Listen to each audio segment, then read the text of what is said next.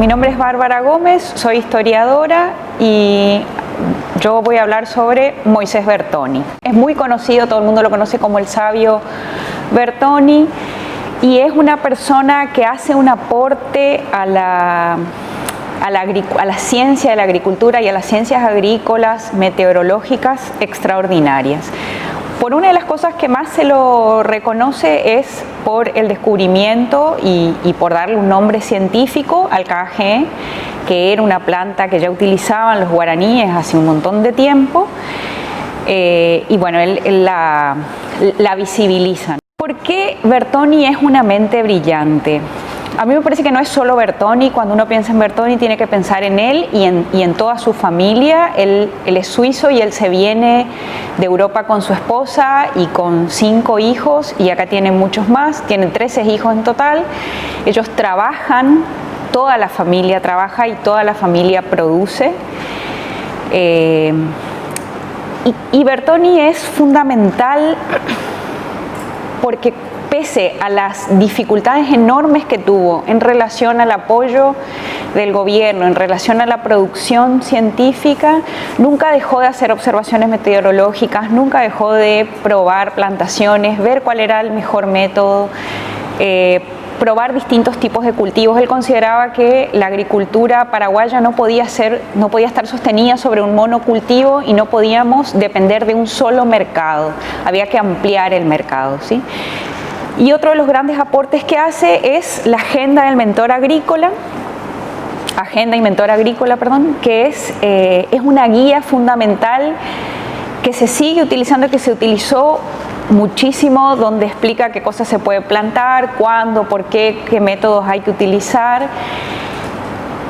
Y básicamente en ese sentido su aporte es fundamental. Otra de las grandes cosas que hace, y en realidad también la publica acá, es una imprenta.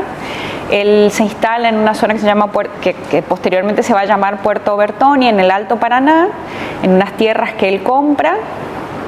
Y desde ahí hace sus observaciones meteorológicas, desde ahí hace su experimentación climatológicas, que en realidad él ya venía haciendo desde que vivía en Suiza. O sea, es una persona que viene y que incorpora las prácticas científicas, y que él considera que la agricultura y el campesino paraguayo va a poder avanzar y la agricultura paraguaya se va a poder desarrollar en tanto y en cuanto se apoye en base científica y en análisis científico. Eso es fundamental. Otro grandísimo aporte que lo hace en las obras de la civilización guaraní, que por supuesto las edita en su propia imprenta en Puerto Bertoni, es que él visibiliza a la población guaraní. ¿Sí? Él tiene una serie de creencias que actualmente se podrían objetar, pero por sobre todas las cosas él visibiliza y dice, en Paraguay hay una población enorme que es guaraní, y tiene estas prácticas, tiene estas costumbres, tiene usos medicinales, tiene una cantidad de cosas.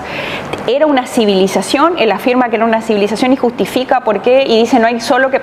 Civilización no son solo los egipcios porque hicieron una pirámide, civilización es por una serie de otras razones, y él desarrolla y justifica eso. Y visibiliza algo que estaba completamente opacado, porque la única referencia que existía en el mundo intelectual y en general era que los guaraníes o del periodo jesuítico o allá cuando habían llegado los españoles. Y sin embargo él dice, no, los guaraníes están acá, viven acá, tienen prácticas agrícolas de las cuales podemos aprender y una cantidad de otras cosas. Bueno, otra de las características científicas de Bertoni es que él, científicamente hablando, representa a Paraguay en distintos congresos internacionales que se producen acá en América Latina, y envía en otras ocasiones, va su hijo en su representación.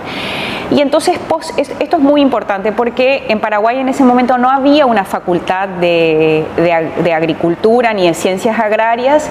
Entonces él posiciona a Paraguay a nivel internacional en investigaciones agrícolas, pese a todas las limitaciones que tenía, pese a la falta de apoyo del gobierno, a los distintos desencuentros. Él hace eso, y eso es muy importante internacionalmente en el desarrollo científico y en el reconocimiento del país.